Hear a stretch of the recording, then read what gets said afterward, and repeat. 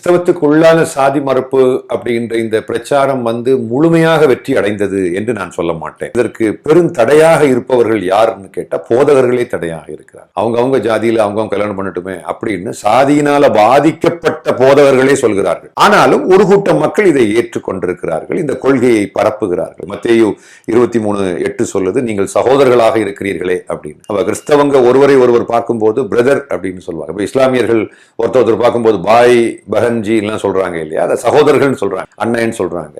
அதே மாதிரி ஆக்சுவலா ஒரு கிறிஸ்தவரை பார்க்கும்போது சகோதரர் அப்படின்னு தான் சொல்லணும், அப்படிதான் இப்ப சொல்றாங்க. ஆனா சகோதரர் என்று அழைக்கப்படக்கூடியவரை கீழ் சாதி என்று இழிவுபடுத்துவது சரிதானா அப்படி கேட்கும் போது மக்கள் ஸ்ட்ரக் ஆகுறாங்க.